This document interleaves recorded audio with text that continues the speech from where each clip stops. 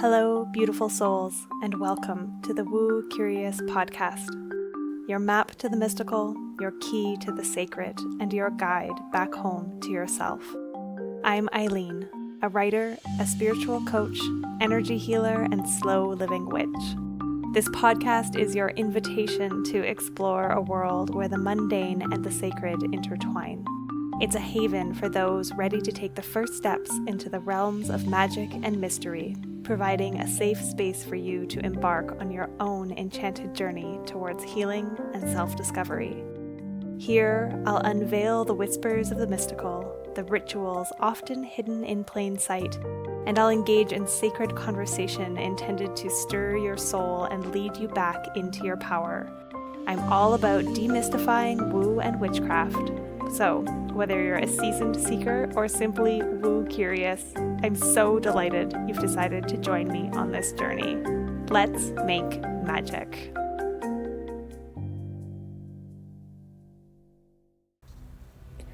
I'm interrupting my intro here to remind everybody, or maybe even introduce everybody to the fact that I offer something called Soul Council sessions.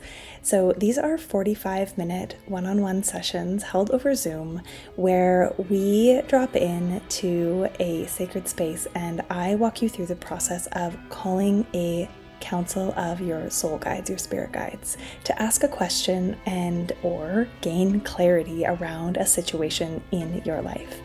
These are available year-round. However, I find them to be extra potent at this time of year as the veil thins and we are more readily able to easily communicate with the other worlds. If this is something you're interested in, head on over to my website, myluminous.life.ca, and click on the Work With Me tab that says Soul Council Sessions, or of course, there'll be a link in the show notes here for you to book one of these and take advantage of this magical, mystical, spooky time. Hello, and welcome back, Woo Crew, to another episode of the Woo Curious podcast. I am here today with my guest, Maria Shiyko. And Maria, I'm so excited to speak to her today. Maria is a spiritual business and life mentor for entrepreneurs and leaders. She's a former tenured university professor, which I love. I can't wait to geek out about stuff. She studied behavioral change. She's a best-selling author, an award-winning educator, has published 50-plus publications, and has appeared in women-inspired TV, NBC, ABC, and other media outlets. Her mission is to bring out the highest potential in her clients, and I can't wait to chat with her today. Thank you for being here, Maria, and welcome to the show. Thank you so much for having me. It's my pleasure. It's always fun. It is always fun. I know. I love the conversations and the connections and the fact that technology allows us to be sitting here together, even though we're on opposite sides of a continent, which is always very magical in its own way. So, as I mentioned before we started, I always start these episodes by asking my guests a little bit about their own spiritual journey. What led them to the work that they're doing today in the world? And, were you always spiritual, or did you have a time where perhaps that wasn't so prominent in your life? I was not always spiritual. I would say that I was an atheist, similar to the way you have described yourself. I grew up in Russia, and at the time when I was born in Russia, it was a communist Russia. So very materialistic 3D society where you just believe what you see with your eyes and physical senses, but not beyond that. And I would not say that I was looking for spirituality per se, but I was going through a major, major life crisis. And it just so happened that during that time, I took on meditation to deal with stress, deal with lots of emotions and pain. And my first meditation teacher, God bless him, he met with me on a weekly basis and he was just helping me to find some sense of relief amidst the chaos that I was going through. At the same time, I was also doing yoga for a few years. But again, even in yoga, it was more for the physical practice of it and the physical benefits, which are plentiful. But not necessarily for the energetics and anything beyond that. So it Right. was, in retrospect, at the time I called it accidental. In retrospect, it was a perfect staging of Hmm. how things have unfolded. And then because I started asking questions while moving through that life crisis, and I think now knowing what I know, I was going through the dark night of the soul Right. for quite a few years, actually. But I was asking myself many, many questions about everything in life. And in the process of asking questions, I was learning and studying and traveling and kind of being exposed to different frameworks of healing and energy work and metaphysics eventually. So it became like an exploratory journey for me. I love hearing people's stories because everybody comes from very different beginnings. A lot of guests on the show have come from a very Christian background, which is quite typical of North Americans. But you are the first Russian background guest that I've had. And I can imagine that it would be. I read a stat recently, and I'm going to butcher it a little bit, but about rates of anxiety, depression, general mental health. One of the number one protectors against these things is a spiritual life, is a connection to something more and that meaning. And so it's curious to have a whole nation who is told that there is nothing more than the 3D reality. And I wonder how many dark nights of the soul that actually creates just from that growing up in a space where there is something in our bodies that remembers that there's something more, there's a connection, there's more than just what we can see. Yeah, I don't know if there's anything that you want to say about that. I'm curious. My brain goes off in all Yeah. different directions. I've never heard anyone say this and make these parallels and draw these parallels with mental health and nation. I so agree with you. And I would say in Russia also, mental health has been a taboo when I was growing up. So it was not something to be discussed openly. And I would say that the only time people would reach for mental health help is when they were severely affected, like very extreme cases of mental health, like schizophrenia or Mm, severe drug addiction or alcohol addiction. mhm. I am hoping that this is changing gradually, but there is still a very long way to go about it. Right, that stigma is there, as I imagine, and even, we've seen big shifts in my own lifetime when I think about my parents' generation here and talking to them about, like they're like, "Why do you need a therapist? You're fine." My sister and I are like, "We need therapists. We all need therapy." We're not fine because of that attitude. But Exactly. yeah, Exactly.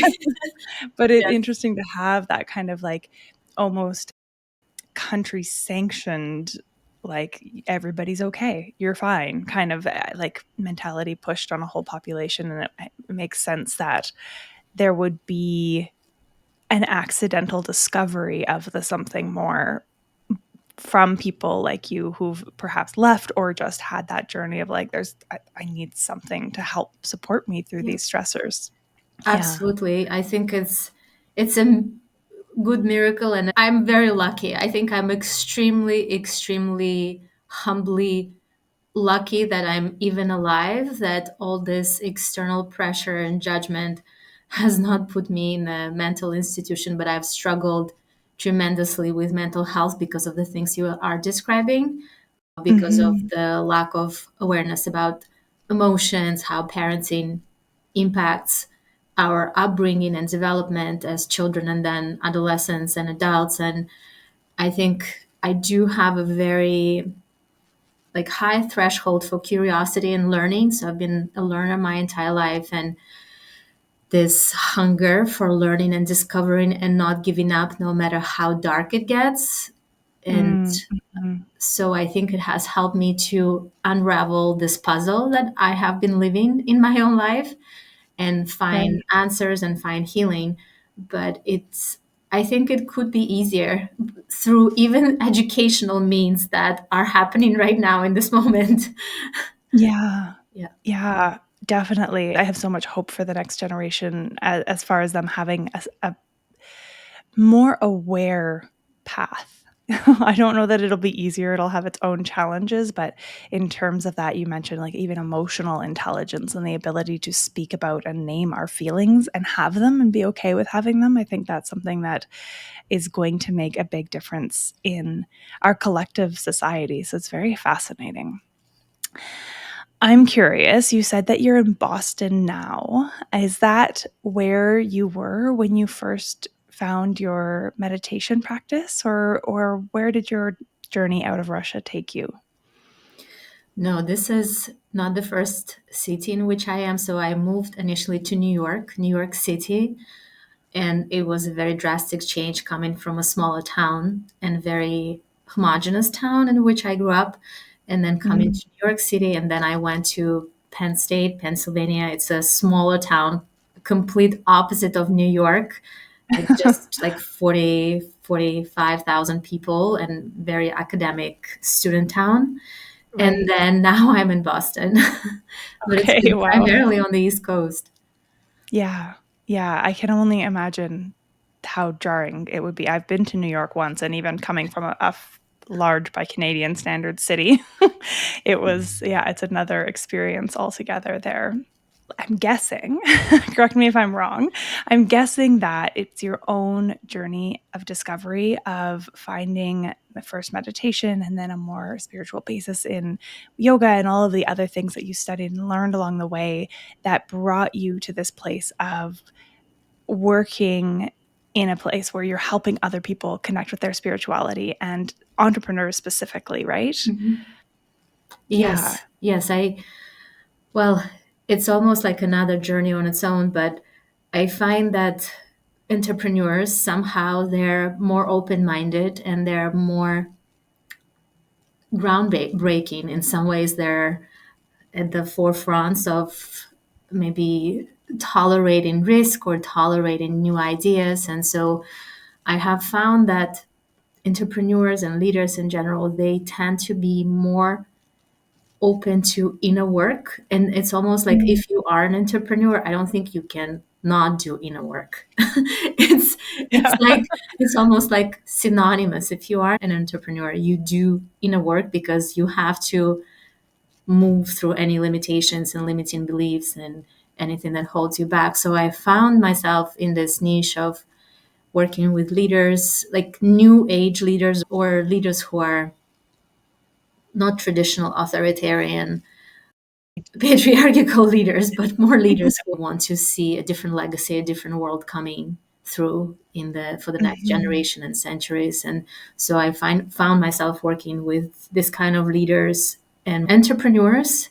Sometimes I also work with people like community leaders and other kinds of leaders. But it seems to be a very flourishing niche, and I find it's also been hard. It's hard. It's because it brings together our own personal psychology, believe in ourselves. It requires a lot of reprogramming in terms of self doubt and learning to trust yourself, what we are creating, what you are creating, and then being able to expand and impact others, which is a process of tremendous personal transformation. At least this is for me. I have found that this Mhm. has been a tremendous personal transformation because I grew up in a society where my voice was very stifled, and Mhm.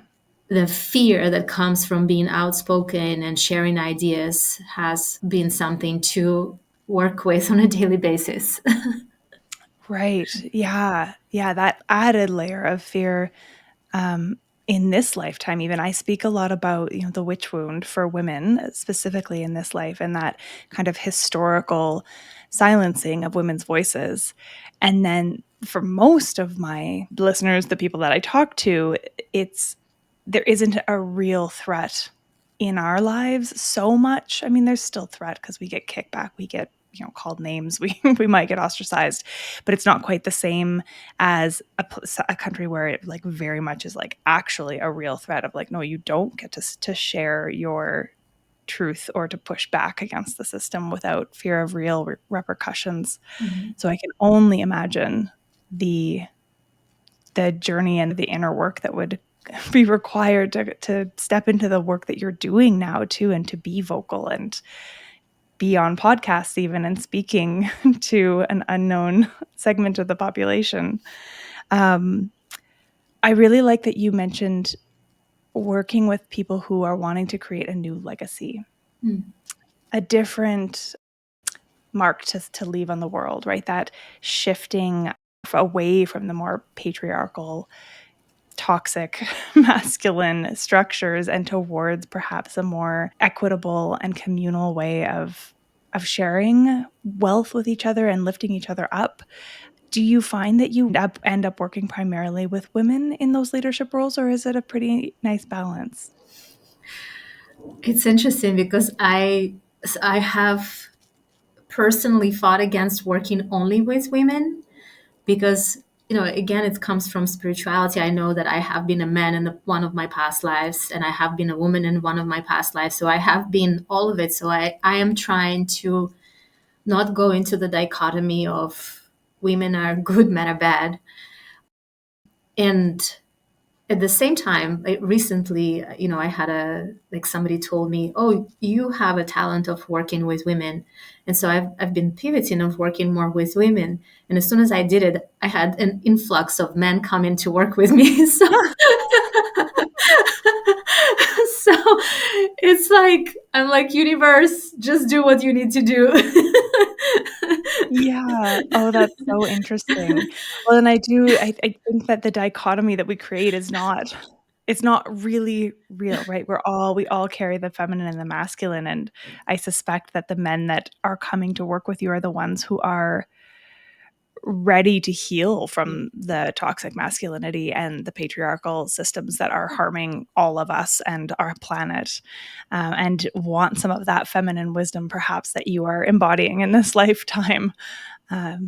Yeah, it's really interesting. I love stats and figures and facts, and I have so many questions for you, but but I took a course about women in leadership roles, which is what you are doing as well, right? You mentor leaders, and you are a leader in and of yourself.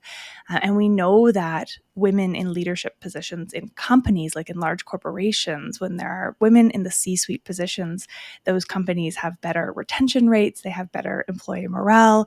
They also have higher income generally when women are at the top. And so I think that there is room here, or some wisdom here, in the way that partly women have been socialized to include everybody, to take care of the collective and not just themselves.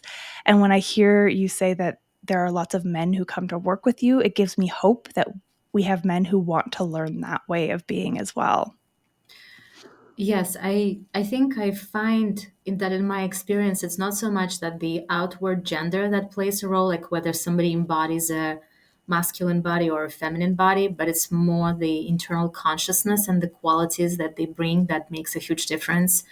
Because I've had experience with horrific female leaders, horrific, that Mhm. are completely unethical and abusive. And I have had experience with men who are extremely supportive.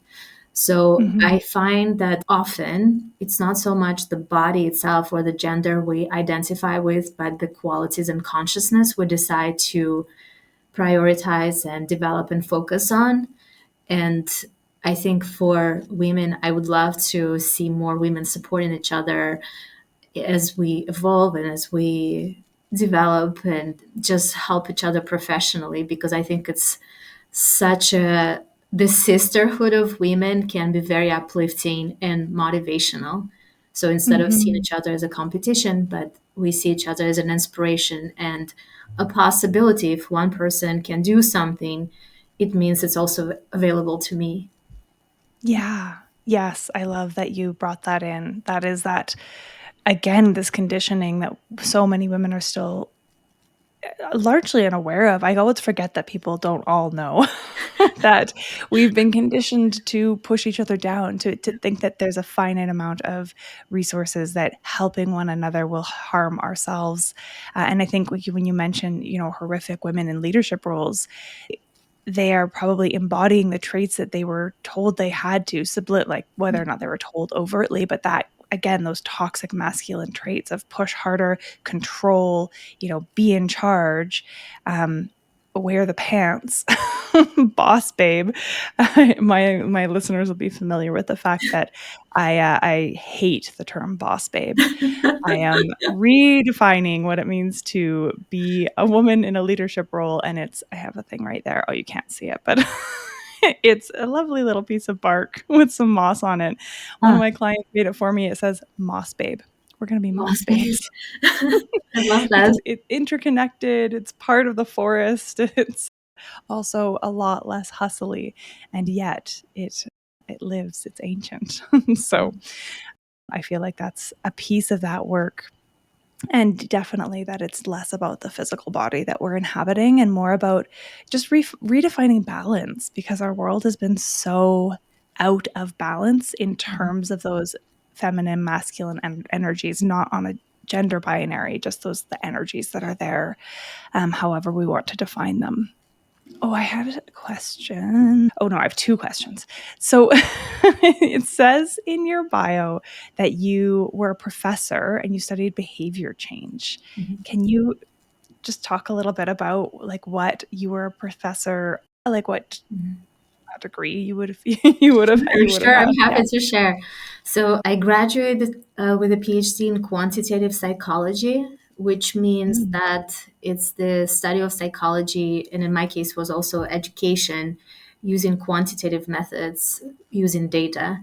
And specifically for me, in my research, I have used devices in collaboration with other people to measure physiology of human behavior and markers of human behavior. So, for example, heart rate, galvanic skin response, where you can measure sweat and excitement of someone. Sometimes we would ask people to respond to how they feel in the moment, emotions. So in psychology, it's used ecological data or ecological momentary data because it's ecological, like it's in the field, like free range Yeah. humans, and it's in the moment. And so what I was studying is from those data is how we can potentially change human behaviors for me it was from the health perspective and from some kind of improvement of behavior perspective. So if somebody were to take on an exercise habit or quit smoking or improve their interpersonal relationships. And so sometimes it was a part of the intervention, like telling people and focusing them on change in the behavior, like, for example, in quitting smoking. But sometimes we would just observe people in real time. And sometimes through awareness, they would change behavior, just becoming aware of something. Mm. So, but I mean, it was a wonderful period of my life. I enjoyed what I was doing, but I think I needed more. I still believe that sciences is still catching up in terms of measurement with where consciousness is and what is known for now thousands of years in terms of the spiritual wisdom. So I don't think that we have the capacity of precision in the measurement devices to capture some of the microscopic and quantum shifts in consciousness that do Yeah. happen. And but I think sciences is catching up in little pockets here and there, like with Joe Dispenza's work or a Japanese scientist who was doing research with the power of compassion and the Mm. power of Mhm. intention and how that changes the molecular structure of the water. And there are Oh, a number of different measurements and laboratories now in the world that are maybe non-mainstream and not fully traditional, but for me, and I think that's part of my personal journey, is that the mind is not enough and we need to go deeper to create behavior change. And for me, I wanted to go deeper to change my own behavior so that I can actually have a different life and lifestyle and life experiences. And now working with people and helping them to do the same thing. yeah. Yeah, I think there's a really clear thread between that first work and where you are now.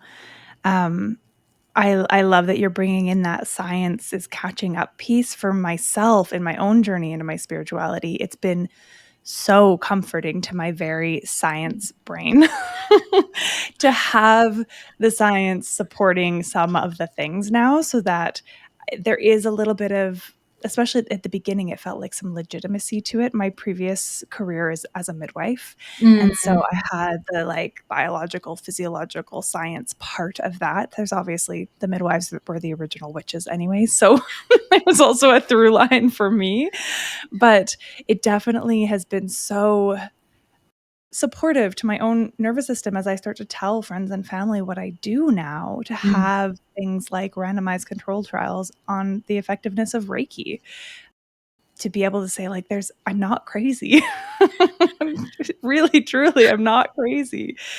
Whereas even 10, 15 years ago, most of the things that are now becoming quite mainstream were viewed as kind of like, well, woo, out there. Mhm. That's where the title of this podcast comes from, that woo woo, which used to be quite a derogatory term for somebody who's maybe kind of lost their marbles, and now it's like, oh no, we're reclaiming it.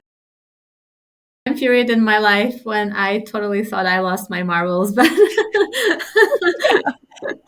Every now and then I'm still like, am I crazy? Have I lost the plot? No, I don't think I have. And if I have, I'm in really good company. yeah. Yeah.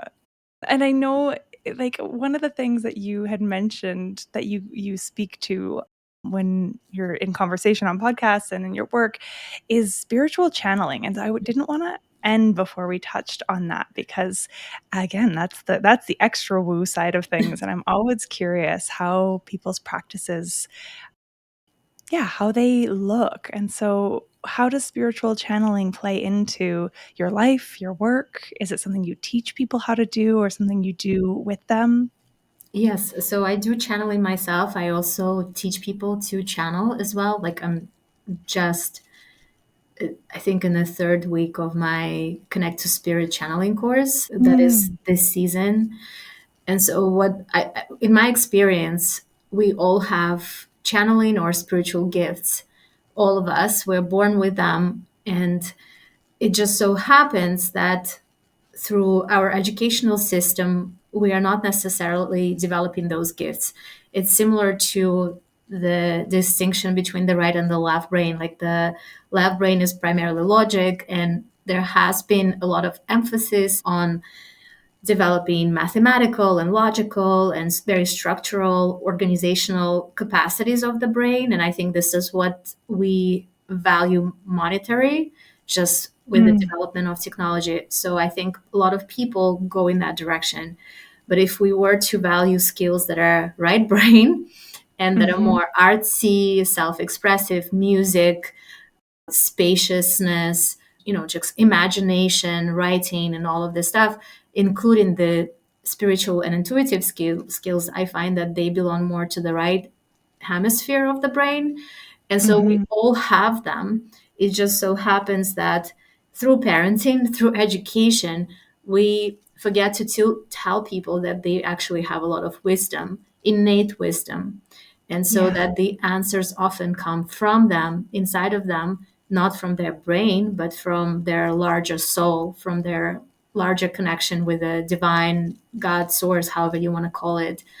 And so what I find doing is a part of this channeling training, part of it is learning and part of it is unlearning. So like maybe Mhm. unlearning the self-doubt, unlearning the fears, unlearning the lack of self-trust, and strengthening the muscle of self-trust, strengthening the muscle of actually noticing what the emotions tell us. And then even though emotions can be volatile and they change a lot, but sometimes they have pointers towards deeper wisdom.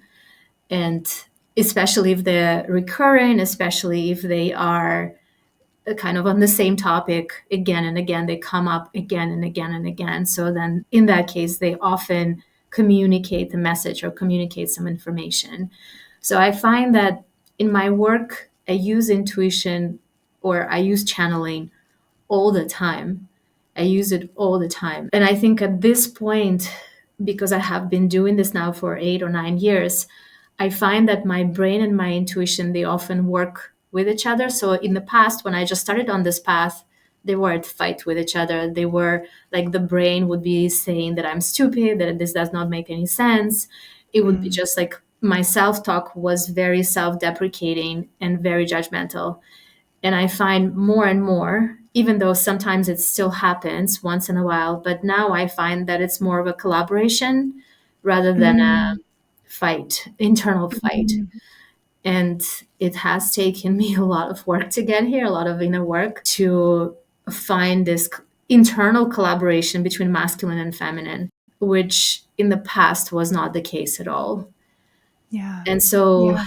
channeling now for me, it's a, like part of intuition, part of receiving higher messages, and part of just meditating. Even this morning I sat down because I was like a little bit overwhelmed with what do I do today in terms of my tasks.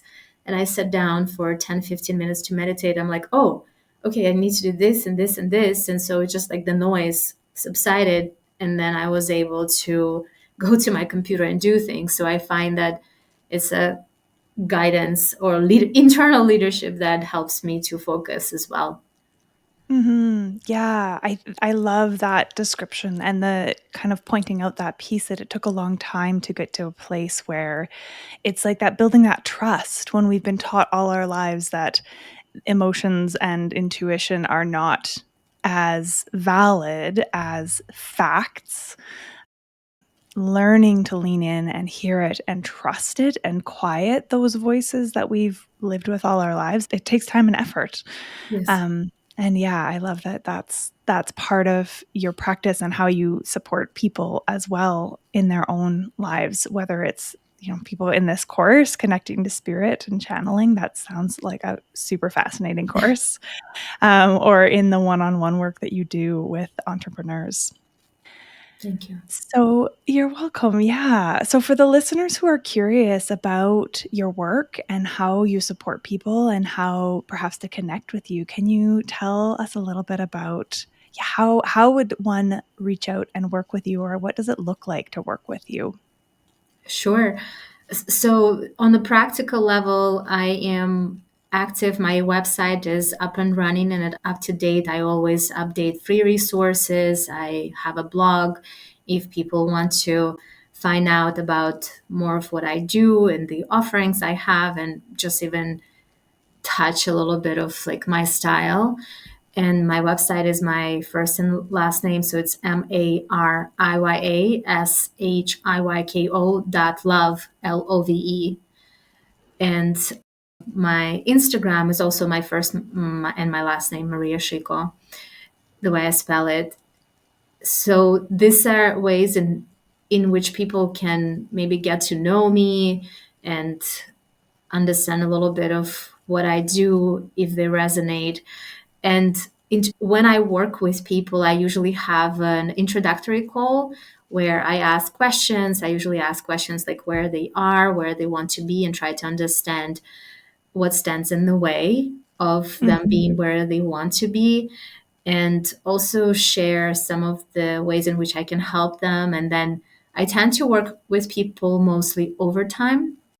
Once in a while, I do like a just a single session if people want to experience it. But generally, I work Mhm. with clients over time because I find that it takes repetition and time and in depth dive to create the change that we seek. Yeah. Yeah, that makes a lot of sense. I also work with people, in 6 months as my container for one-on-one because it, as you mentioned, like when you're trying to shift a behavior, you're working against years and years and years of conditioning, of firing those same neural pathways, and to try to shift those behaviors, those thoughts, those patterns, it takes Yes, time and support. Yeah. absolutely. Absolutely. Yeah. And of course, all of the ways to connect with Maria will be in the show notes. So don't worry if you couldn't jot down how to spell her name. And it's always interesting difference. But I nobody, you know what? My name gets mispronounced and misspelled all the time too. And I feel like it's a pretty straightforward one. So they're all there for you. And I highly recommend you checking her out, connecting with her on social, following along, and check the resources on her website too. They're really, really useful. Thank you so much for being here with me today, Maria. It's been such a lovely conversation. I've really enjoyed everything that you've shared. Thank you so much for having me. It's been a pleasure. I love your questions too. And Oh, good. observing like Yay. just little parallels here and there. Like I love it. Yeah, me too. It's so fascinating to me, especially as I have guests on who've found the podcast and just reached out to be a guest, how often there are resonant pieces of our stories, whether it be, that we both came from an atheist background or are fascinated by neuroscience, all of these little pieces. It reminds me over and over that we are more alike than we are different. And it makes my heart really happy. Thank you. Thank you Uh, for having me. You're welcome. And thank you, Woo Crew, for listening today. Again, all of the links to get in touch with Maria will be in the show notes. If you liked this episode, please go ahead and leave a rating, a review. It helps ever so much. And share with your friends. Let's spread the word and spread the love and let ourselves be right. Until next time, bye for now.